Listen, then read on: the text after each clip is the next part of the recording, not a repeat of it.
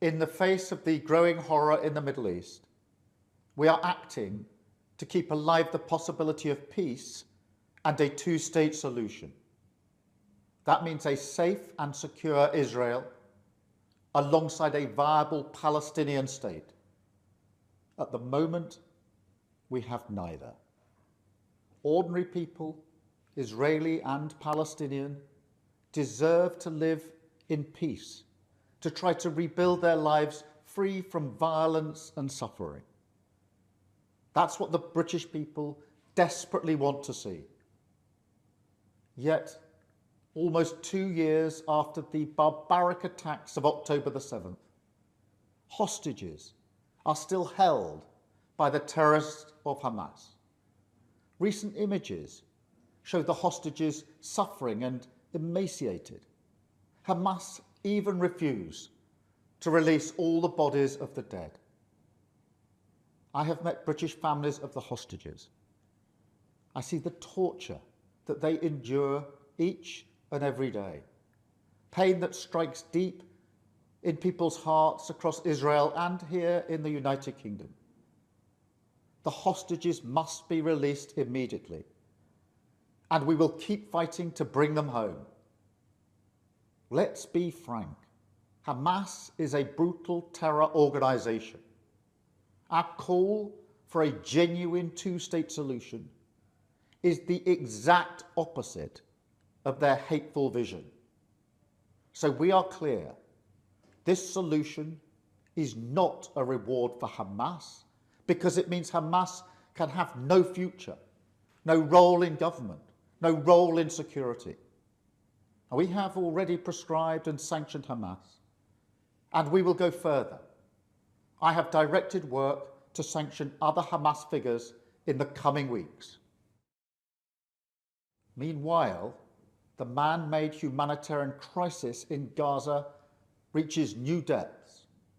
The Israeli government's relentless and increasing bombardment of Gaza, the offensive of recent weeks, the starvation and devastation are utterly intolerable.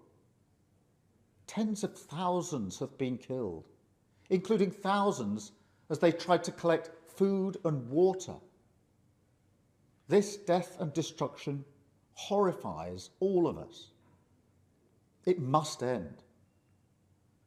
We have evacuated the first group of sick and injured children to the United Kingdom to be treated by the NHS, and we continue to increase our humanitarian support.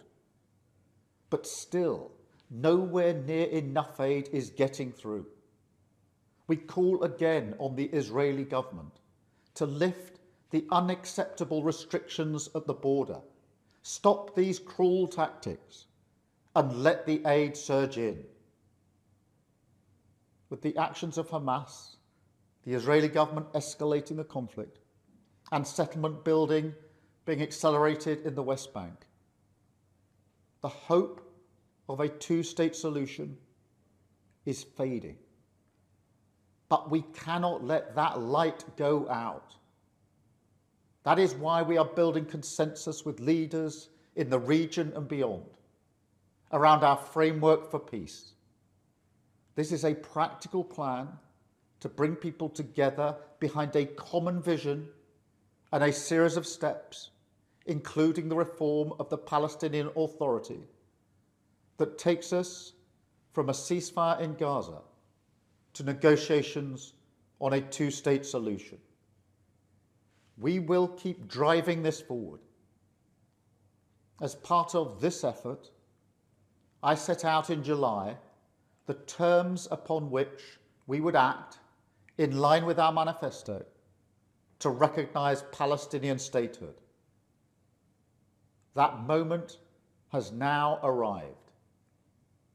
So today, to revive the hope of peace and a two-state solution, I state clearly, as Prime Minister of this great country, that the United Kingdom formally recognises the State of Palestine. We recognised the State of Israel more than 75 years ago as a homeland for the Jewish people. Today, we join over 150 countries who recognise a Palestinian state also. A pledge to the Palestinian and Israeli people that there can be a better future. I know the strength of feeling that this conflict provokes. We have seen it on our streets, in our schools, in conversations we've had with friends and family. It has created division. Some have used it to stoke hatred and fear, but that solves nothing. Not only must we reject hate, we must redouble our efforts to combat hatred in all its forms. We must channel our efforts, united together in hope, behind the peaceful future that we want to see. The release of the hostages, an end to the violence, an end to the suffering, and a shift back towards a two-state solution as the best hope for peace and security for all sides.